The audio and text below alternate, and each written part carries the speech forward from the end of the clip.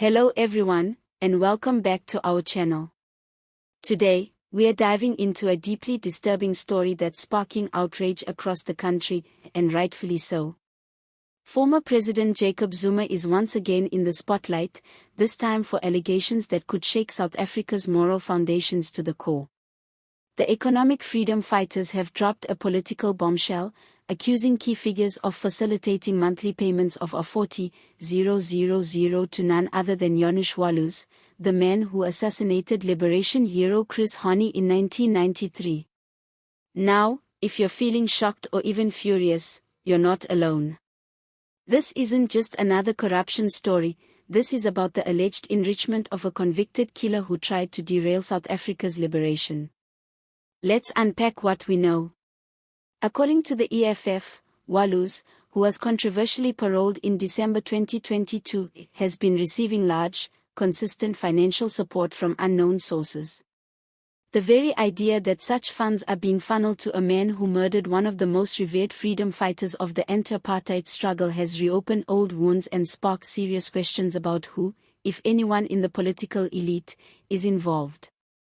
The EFF has come out swinging.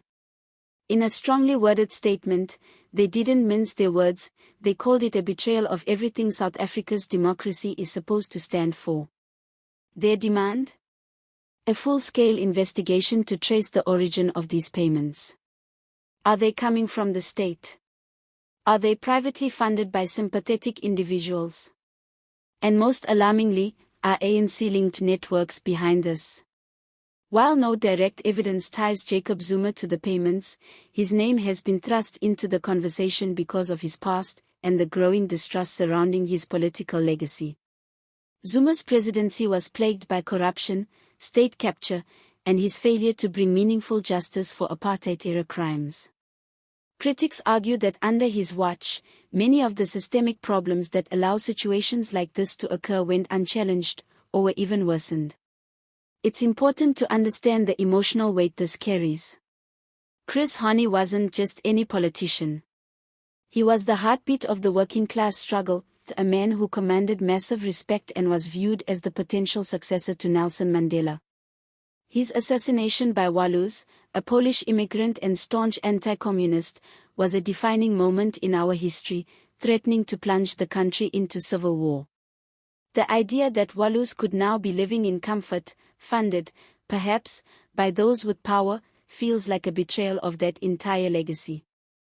The ANC has yet to issue a formal response. But silence in this case is loud. South Africans are demanding answers. Is this government serious about protecting the dignity of our struggle icons? Or have we reached a point where even the most sacred chapters of our history are sold to the highest bidder? Political analyst Dr. Mandisa Ngwenya weighed in, saying that if the payments are real, they symbolize a broader failure to uphold the principles Chris Hani died fighting for. And frankly, that's hard to argue with. Many feel that South Africa has never fully dealt with the ghosts of apartheid, and that corruption, impunity, and elite protection are now the norm. The EFF has taken the lead in calling for full transparency. They want to know whether taxpayer money is somehow involved. If so, it would mark a devastating misuse of public funds and a complete failure of ethical governance. But even if the money is private, it begs another question: who would voluntarily support Walus, and why? Is there an underground network of apartheid sympathizers still influencing South African politics? Is there a deeper web of complicity that allows enemies of the struggle to benefit while the masses suffer? It's worth remembering that Walus's parole was already a controversial issue. His release came despite massive opposition from civil society, the SACP, and the Hani family. The Constitutional Court had ruled that his continued incarceration was unjust, but for many, that legal decision clashed with the moral weight of his crime. The possibility that he's now receiving tens of thousands of rands a month only deepens the public sense of betrayal. Meanwhile, Zuma's proximity to controversy continues to grow. From corruption trials to his support for breakaway political movements, Zuma is a lightning rod in South African politics. While he hasn't been directly implicated in this latest allegation, his name remains entangled with a broader crisis of accountability. The question many are asking now is, when will the cycle of impunity end? And let's not forget the political implications. The ANC is already under immense pressure ahead of the elections. With the rise of the MK party, increasing disillusionment from the youth, and mounting corruption allegations, this revelation could not have come at a worse time for the ruling party. If the ANC fails to respond decisively, it risks further alienating its base, especially those who still carry the memory of the struggle close to their hearts. For many South Africans, this isn't just about Walus or Zuma. It's about a system that seems to protect the powerful and forget the people. It's about a justice system that still feels rigged in favor of those with connections. And it's about a democracy that feels increasingly hollow, when those who betrayed it walk free, and even profit.